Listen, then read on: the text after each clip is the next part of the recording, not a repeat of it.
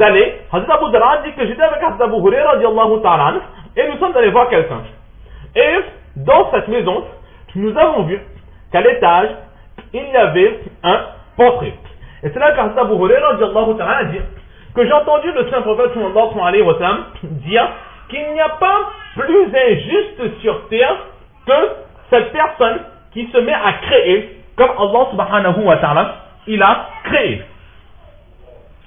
Et que cette personne essaye ne serait-ce de créer qu'un grain, ou bien même un grain de sésame, ou bien une poussière, que cette personne essaie de créer pour montrer qu'il peut rivaliser avec la puissance d'Allah subhanahu wa ta'ala. Dans ce récit, Hazrat Abu Huraira rapporte du Prophète sallallahu alayhi wa sallam, donc cette interdiction est là dans la rivalité par rapport à la création avec la puissance d'Allah subhanahu wa ta'ala.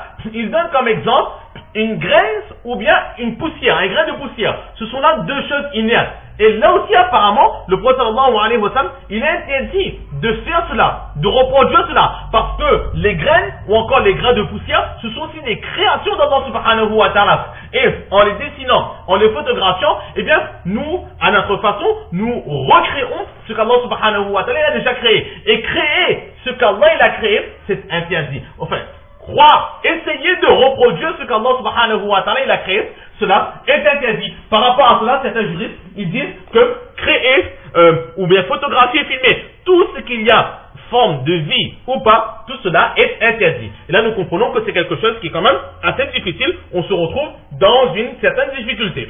Mais, la majorité des savants, eux, ils sont d'avis que cela est autorisé, tant qu'il n'y a pas de vie.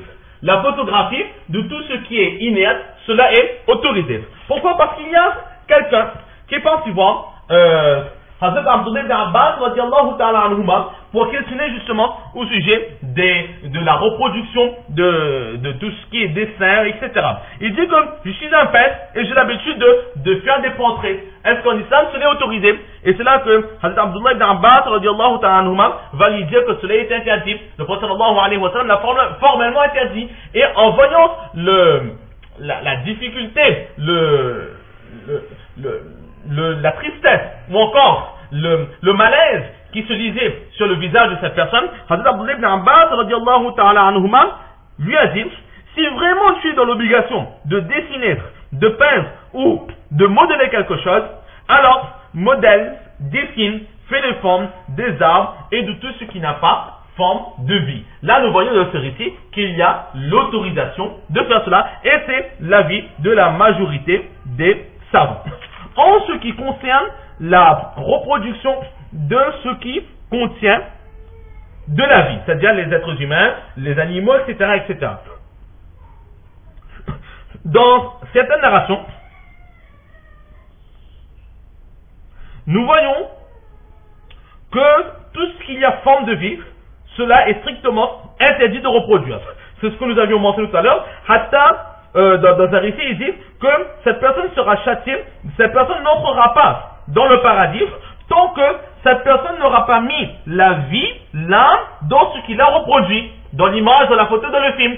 Et très certainement, il ne sera jamais capable de le faire. Donc, dans certaines façons, cette personne n'entrera jamais dans le paradis. Cela ne veut pas dire que le musulman qui fera ainsi n'entrera jamais dans le paradis, il restera éternellement de l'enfer. Non, mais c'est pour montrer la difficulté de son châtiment. Combien de temps après nous, il entrera dans le paradis? Donc, le temps où il ne sera pas dans le paradis, où est-ce qu'il sera? Très certainement dans la difficulté et peut-être même dans le châtiment. Allah subhanahu wa ta'ala nous en préserve.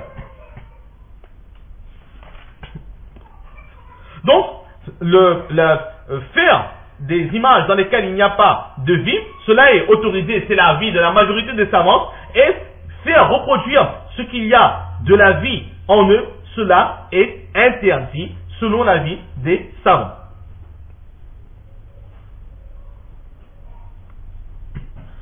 Maintenant, au sujet de la reproduction des photos ou de choses dans lesquelles il y a de la vie, alors là, il y a plusieurs petits points.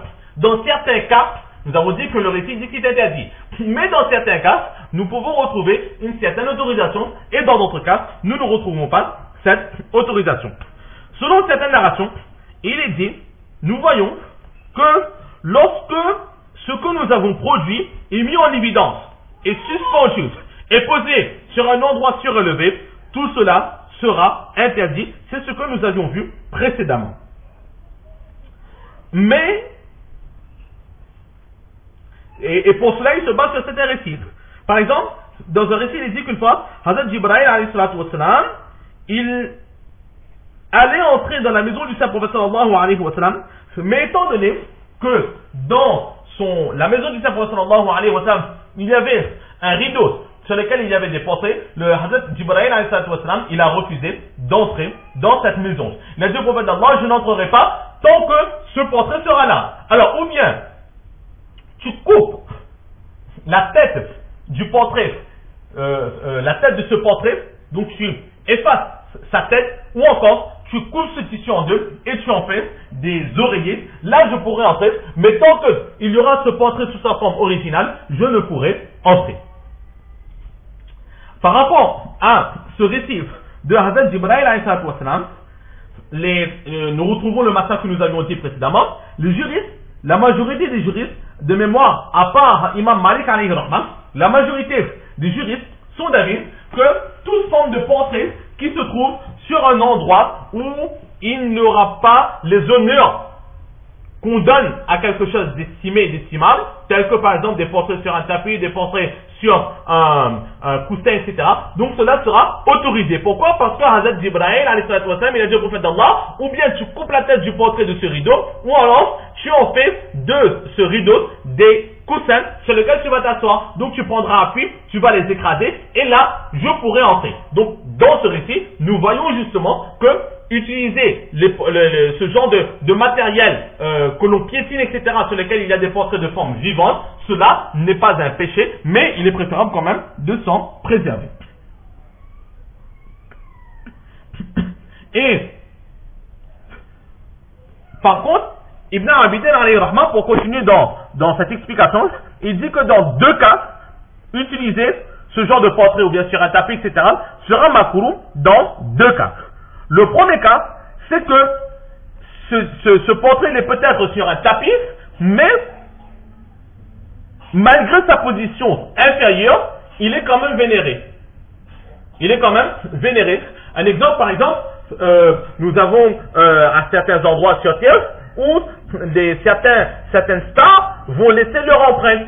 Leurs empreintes sont mises à même le sol. Mais à cet endroit, c'est un endroit qui est respecté, où leurs fidèles, leurs fans vont et venir à cet endroit, même si en admettant que là-bas il y a des portraits, etc., même si ce sont des portraits qui sont à même le sol, étant donné que c'est un endroit qui sera vénéré, donc là ce sera interdit. L'autorisation ne se fera que lorsque justement ce portrait n'a aucune valeur. Par exemple, nous avons un tapis qui normalement est piétiné. Mais dessus, il y a justement, par exemple, la star ou le personnage principal d'un dessin animé ou d'un film. Et là, on va le mettre, par exemple, sur le lit de notre enfant, et justement, on le met parce que l'enfant, il va l'apprécier. Les parents vont l'apprécier. C'est par amour pour cela qu'ils vont le faire. Donc, ils vont donner une certaine importance à ce portrait sur ce drap. Donc là, ce sera makrouh, ce ne sera pas autorisé. Mais si c'est comme, par exemple, très souvent, on a des matelas, des draps avec des petits oiseaux, ou bien peut-être parfois des petits insectes, des petites abeilles, etc. On ne prête pas attention à cela. Parfois, c'est souvent, c'est lorsqu'on a acheté qu'on regarde avec attention, oh, ben dessus, on a ça. Et là, on est embêté. Mais parfois, on a acheté un linge pour les enfants, et puis, il y a une petite forme sur ce linge, un petit chat ou bien un petit éléphant très petit qu'on n'a pas vu. On arrive à la maison, on regarde tout content, la maman elle ouvre, aïe aïe aïe aïe aïe aïe, ben, j'ai pas vu ça, voilà, ma tablette je veux faire. Alors, ou bien on découle tout, ou bien on va rembourser, etc. Donc, lorsque le but n'est pas d'acquérir ce tissu pour la figurine ou pour le portrait qu'il y a, mais c'est qu'il est devenu dessus en surplus, mais ce n'est pas notre but, là ce sera autorisé. Mais si le but c'est de vénérer, d'honorer justement cette forme-là, là ce sera interdit. Et le deuxième cas dans lequel cela sera interdit, c'est lorsque l'achat ou l'utilisation de ce portrait est comparable à la pratique des personnes des autres peuples. Par exemple, nous faisons parce que les non-musulmans le font. Nous apprécions cela parce que les non-musulmans le font. Ou bien, notre but peut-être n'est pas forcément d'imiter les non-musulmans, mais les non-musulmans font ainsi et cela entre dans leur culture religieuse.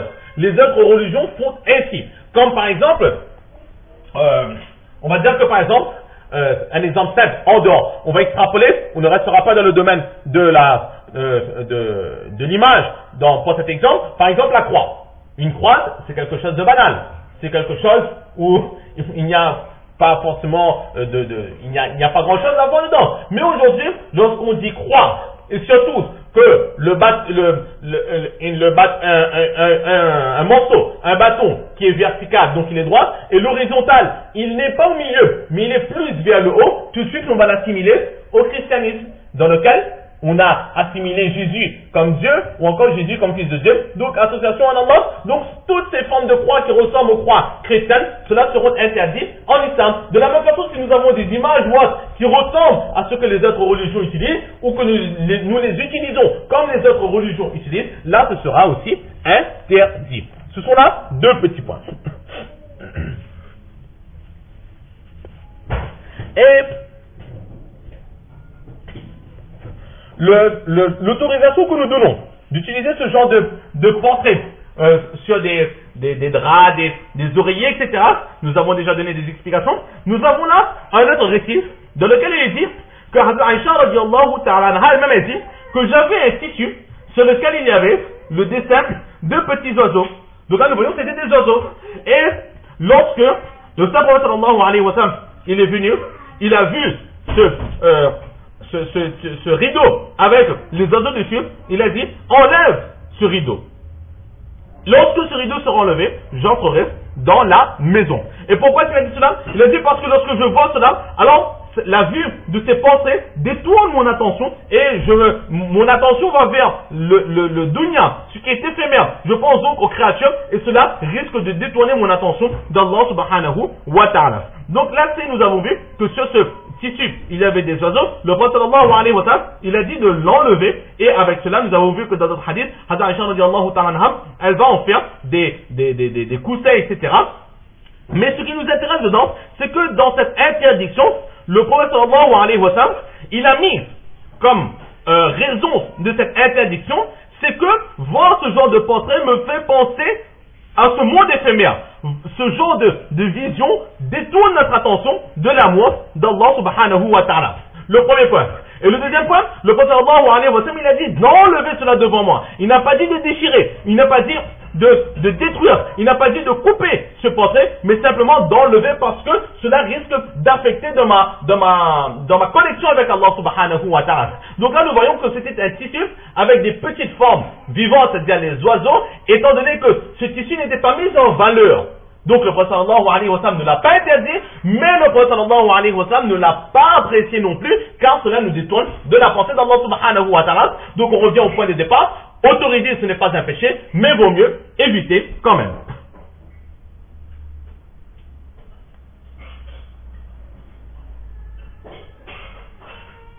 Et ceux qui interdisent, certaines personnes, ils disent que même si ce genre de forme vivante, même sur des tapis ou des oreillers, etc., cela reste interdit, eux, sur quoi ils se basent? Ils se basent sur un récit, le récit du Bukhari Sharif, dans lequel le prophète sallallahu alayhi wa sallam dit que ceux qui font ce genre de portraits-là, alors ces personnes seront maudites, seront châtiées au jour du Qiyamah. Là, c'est un point. Un deuxième point au sujet de ces photos,